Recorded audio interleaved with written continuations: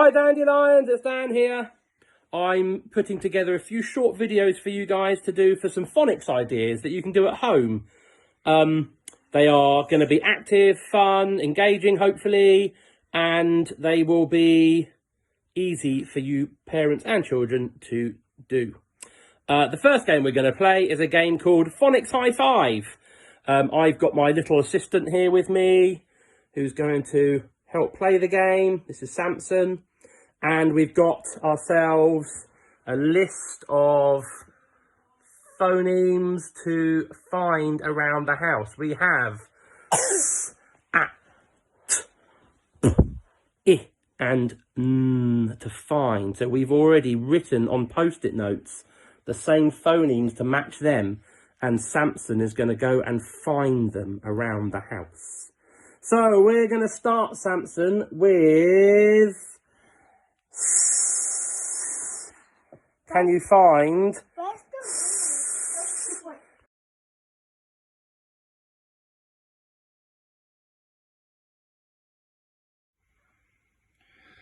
So once you've collected all your phonemes that you've had around the house, or you've played that game to death and you're really confident that they're really secure with those phonemes, you can obviously add in more phonemes from later on in the sets, and you can start to then play around of the phonemes that you've got to try and make short, simple words. Often they're called CVC words, like consonant, vowel, consonant words.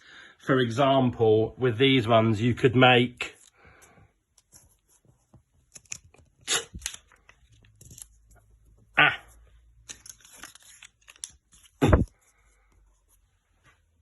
tap. Or you could change the initial phoneme and make s, a, p, sap. Or, again, you can change the initial phoneme and make n, a, p, nap. The part that I'm doing where I'm pointing to each sound and then together, this is called blending and segmenting. So I'm segmenting the words into their individual phonemes and then blending it together by saying them together. So you can say n, a, p, n, a, p, nap, nap, nap, to help support your children if they're not at the point where they can do that independently. Or you can have more and more phonemes and make longer words that, depending on the level of where your child is at the moment with their learning. So in the last part of this game, the children were starting to put the phonemes in orders to try and make up their own words.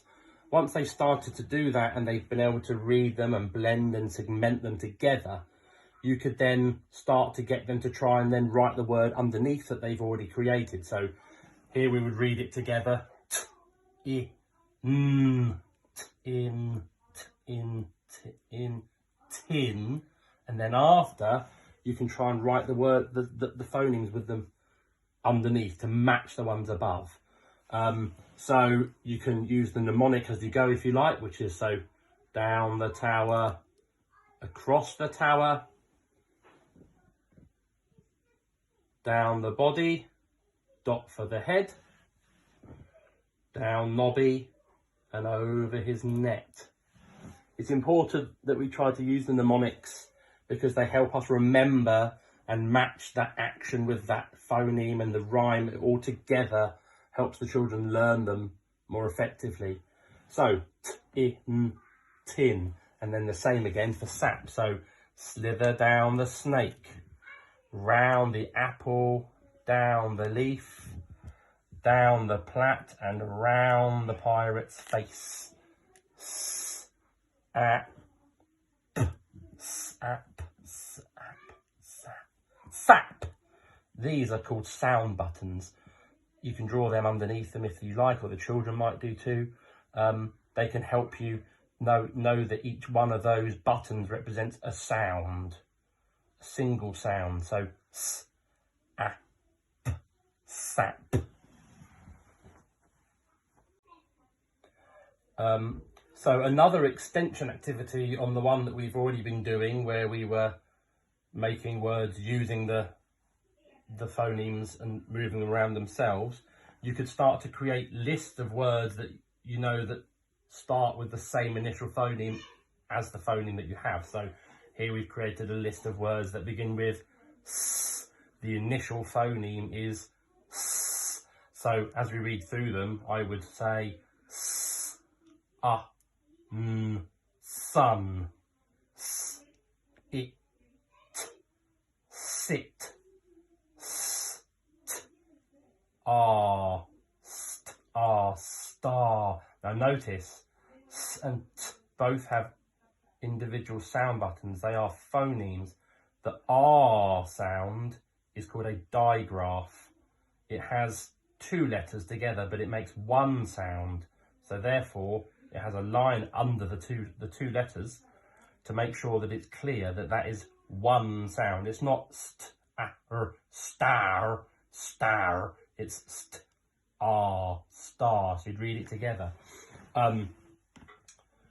Your children, maybe you could scribe for them and they could tell you them and you can write them down, or depending again where they are, they could write the words themselves.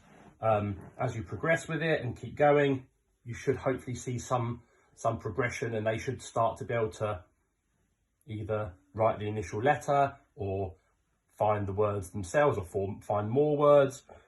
You might want to switch it around and think about words that end in that phoneme. You might want to find words that rhyme with a word that you found that starts with that phoneme. It's really endless what you can do with it. It's just getting into the habit of practicing it, having a go, them having an attempt themselves at writing. Whatever that attempt looks like doesn't really matter, as long as they're having a go and it's fun and enjoyable.